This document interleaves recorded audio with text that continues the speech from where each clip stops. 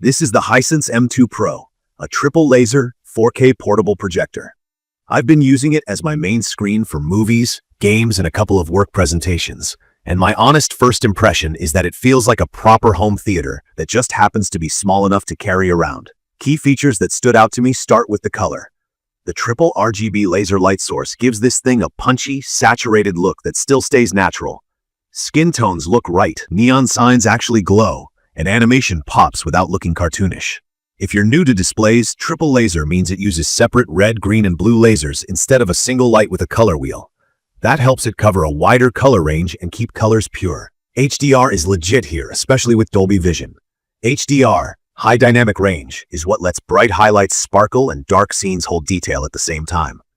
With Dolby Vision, the projector reads scene-by-scene data to adjust brightness and contrast, and it makes a difference on high-quality streams.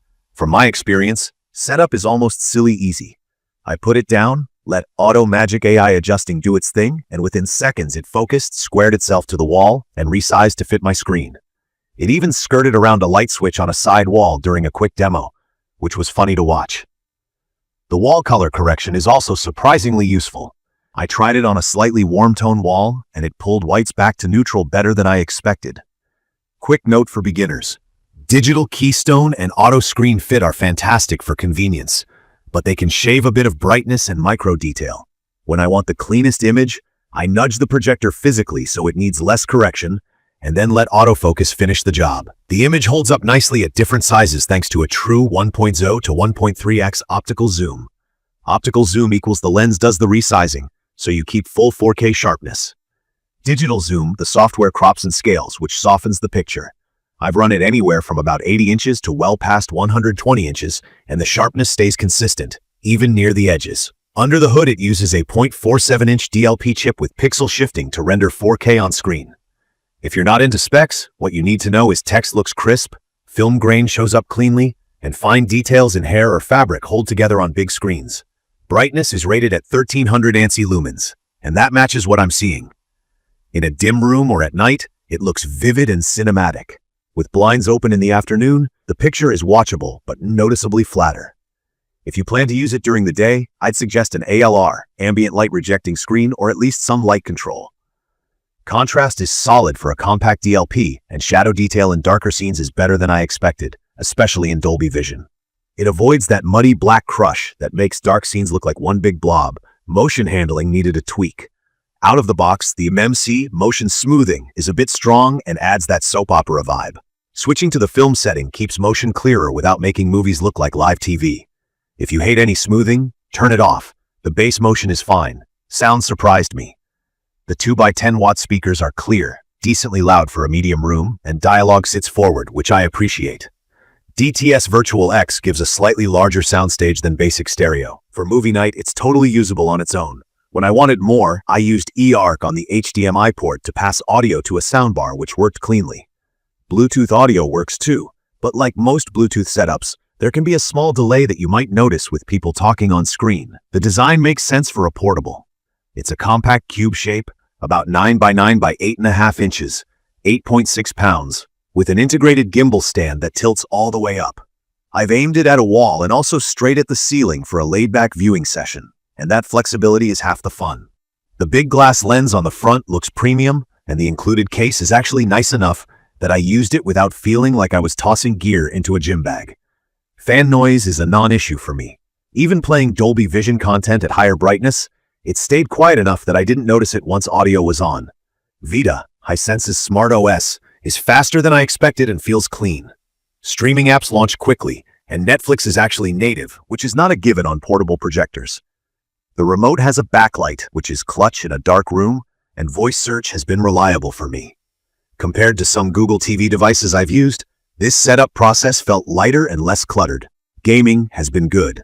The HDMI 2.1 port supports All-M, so it flips into game mode with my console automatically.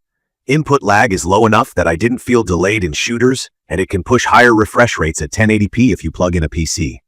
For console gaming, 4K 60 looks clean. If you're chasing max frame rates on PC, 1080p up to 240 Hz is on the table.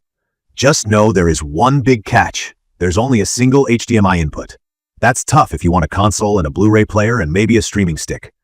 I ended up using an HDMI switcher to avoid cable swapping. The rear also has one USB port and no Ethernet jack, so it's Wi-Fi only for networking. I have to mention rainbow artifacts because some people are sensitive to them on single-chip DLP projectors. In high-contrast scenes with fast movement, I can occasionally catch a quick flash of color. I'm moderately sensitive, and with this unit, I noticed it once in a while, but not enough to bother me. If you know you're highly sensitive, test a DLP projector before you commit. On the flip side, I didn't see distracting laser speckle, which I was worried about at first. About 3D, it's labeled 3D ready, but in practice, it didn't play nice with my 3D Blu-ray discs. If 3D discs are a must for you, this won't replace a dedicated home theater projector that fully supports that format. It's perfect for apartment living, bedrooms, casual backyard nights, and anyone who wants a legit big screen experience without installing a ceiling mount or running cables. The 65 to 200-inch range means you can keep it modest or go huge for movie night. In my opinion, the M2 Pro nails the balance between high-end picture quality and everyday convenience. From my experience, a few quick tips help it shine. Place it as square to the screen as you can and let autofocus do the rest. Use the film motion mode or turn motion off for movies. Stick with Dolby Vision when available. If you watch during daylight, close the shades or pair it with an ALR screen. And if you have more than one source, plan on an HDMI switch or lean on the built-in apps. I'd recommend this for anyone who wants a portable projector that doesn't feel like a compromise. The color performance is excellent. Dolby Vision support is rare at this size, the optical zoom is a big advantage, and the setup automation is genuinely useful. The single HDMI port is the biggest practical limitation, and a small group of viewers may notice rainbow artifacts. If those aren't deal breakers for you, this is an easy pick. In conclusion, the Hisense M2 Pro delivers a true big screen vibe with top-tier color, strong HDR, quiet operation, and a smart platform that actually covers the apps I use daily. It's a projector I kept reaching for because it's simple to live with and impressive when the lights go down. Check the comments of this video for a link to see the current pricing of the Hisense M2 Pro. Thank you for watching.